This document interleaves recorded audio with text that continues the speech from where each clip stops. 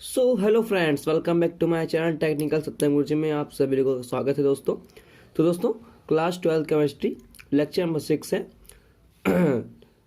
Chapter number 2 है और chapter का नाम जो है विलियन है। ठीक है, तो आज हम भाई साहब पढ़ेंगे सबसे इम्पोर्टेंट जो है क्वेश्चन, सबसे इम्पोर्टेंट टॉपिक, बहुत ही इंपॉर्टेंट है। और भाई साहब 99.99% जो है ये पेपर में जरूर पूछा जाता है भाई साहब। ठीक है, और वो पॉइंट है कि आपको पता होना चाहिए। वो पॉइंट है भाई साहब राउल्ट का नियम। वो भाई साहब जो है क्वेश्चन है राउल्ट का नियम, भाई साहब बहुत पूछा जाता है और हर चीज़ में काम आता है। ठीक है, तो आज हम भाई साहब समझेंगे राउल्ट का नियम क्या होता है, बहुत आसान भाषा में। भाई साहब देख लीजिए आप खुद ही, सिर्फ 3 लाइन में भाई साहब यहाँ पे दिया हुआ है राउल्ट का नियम। ठीक है, तो देखिए भाई साहब राउल्ट का नियम क्या होता है। किसी निश्चित ताप पर विलयन में उपस्थित किसी वाष्पशील अवयवी घटक का आंशिक वाष्प दाब उस अवयवी घटक का मोल प्रवाह के समानुपाती होता है। समझे दोस्तों, किसी निश्चित ताप पर विलयन में उपस्थित किसी वाष्प दाब अवयवी घटक का आंशिक वाष्प दाब उस अवयवी घटक का मोल प्रवाह के समानुपाती होता है। ठीक है, राउल्ट के नियम में जो है मोल प्रवाह के समानुपाती होता है। और सेम टू सेम देखिए वही जो है यहाँ पे सूत्र बन गया है, वाष्प दाब पीएस। ठीक है, वाष्प दाब को जो है पीएस से प्रदर्शित करते हैं और मोल प्रवाह को जो है एक्स से। ठीक है, और विलायक का वाष्प दाब पी नॉट से। ठीक है, तो यहाँ पे देखिए वही सूत्र बन गया यहाँ पे, पीएस जो है समानुपाती एक्स, तो बराबर यहाँ पे आ गया पीएस बराबर एक्स इंटू पी नॉट। ठीक है, देखिए सूत्र बन गया यहाँ पे आपका आसान सा। ठीक है, अब दोस्तों अगला टॉपिक क्या है। अब आपने यहाँ पे पढ़ा तो है वाष्पशील वाष्प दाब, राउल्ट के नियम में पढ़ चुके हैं। तो आप सोच रहे होंगे कि वाष्प दाब क्या होता है। तो अगला टॉपिक है वाष्प दाब। दोस्तों देखिए जो है हर जगह वाष्प दाब की बात हो रही है। अब ये वाष्प दाब जो है होता क्या है, बहुत इंपॉर्टेंट बात। ठीक है, तो वाष्प देखिए क्या होता है। वाष्प द्वारा द्रव की सतह पर आरोपित दाब वाष्प दाब कहलाता है। सिर्फ एक ही लाइन की भाई साहब परिभाषा है।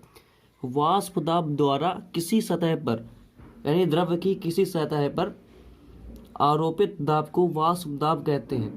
बट जो है इसका जो है ताप बढ़ने पर वाष्प दाब बढ़ जाता है। ठीक है, जैसे ताप अगर बढ़ा देंगे तो वाष्प का जो दाब है भाई साहब बढ़ जाएगा। ठीक है, अब अगला टॉपिक क्या है। अगला टॉपिक है, अभी आपने पढ़ा पे ताप पढ़ा कि इससे जो है इसमें हेडिंग में ताप आया है। तो आप समझते हैं तापमान क्या होता है दोस्तों, क्या होता है तापमान।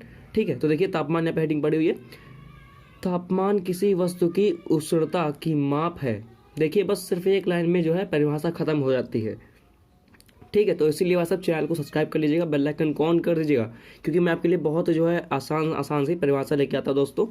देखिए तापमान किसी वस्तु की उष्णता की माप है, अर्थात तापमान से यह पता चलता है कि कोई वस्तु ठंडी है या गर्म है। ये तो आपको भी पता है भाई साहब। जैसे भाई साहब जब बुखार आता है तो नापते जाते हो, तो जब शरीर गर्म होता है तभी तो पता चलता है। ठीक है, तो इसका जो मात्रक भाषा होता है सेल्सियस, फ़ारेनहाइट, केल्विन। ठीक है, पी समानुपाती टी। Okay bro. तो अब अगला टॉपिक क्या है। अगला टॉपिक है अवाष्पशील विलेय। ठीक है, अगला टॉपिक क्या है। अगला टॉपिक है अवाष्पशील विलेय। अब जो है दोस्तों अवाष्पशील विलेय क्या होता है। किसी द्रव में अवाष्प विलेय मिलाने पर उसकी सतह में अवाष्पशील अणुओं की अधिक मात्रा में आ जाती है। ठीक है, किसी द्रव में जो है आप अवाष्प विलेय मिलाएंगे तो उसकी सतह में अवाष्पशील अणुएं अधिक मात्रा में आ जाते हैं। ठीक है, तो जिससे वाष्पित होने वाली अणुओं की संख्या कम हो जाती है। अब जब एक चीज़ ज़्यादा हो जाएगी तो दूसरी चीज़ कम हो जाएगी ऑटोमेटिकली। ठीक है, संख्या कम हो जाती है। ठीक है, तथा अवाष्पशील होने वाली अणुओं की संख्या जो है अधिक हो जाती है। ठीक है, जो अवाष्पशील होने वाली संख्या होती है वो ज़्यादा हो जाती है। ठीक है, तो परिणाम वाष्प दाब कम होने लगता है। तो इसीलिए P समानुपाती 1/c। सिंपल सी परिभाषा होगी आपकी। अगर समझ में ना आई हो तो फिर से मैं पढ़ देता हूँ। किसी द्रव में अवाष्प विलेय मिलाने पर उसकी सतह में अवाष्पशील अणुओं की अधिक मात्रा आ जाती है, जिससे वाष्पित होने वाली अणुओं की संख्या कम तथा अवाष्पित होने वाली अणुओं की संख्या ज़्यादा हो जाती है।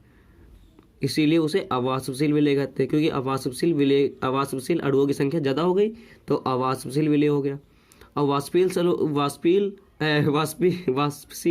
विलेय की संख्या ज़्यादा हो जाएगी तो वाष्पशील विलेय हो जाएगा। ठीक है, परिणाम स्वरूप जो है वाष्प दाब कम हो जाता है। तो यहाँ पे पी समानुपाती 1/c। सिंपल सा भाई साहब देखिए परिभाषा। और आपका जो भाई साहब जो है आपका आज का लेक्चर समाप्त हुआ दोस्तों। तो मिलते हैं अगले लेक्चर में, तब तक के लिए जय श्री राम। वीडियो जरा सी अच्छी लगी हो तो लाइक कर देना फटाफट।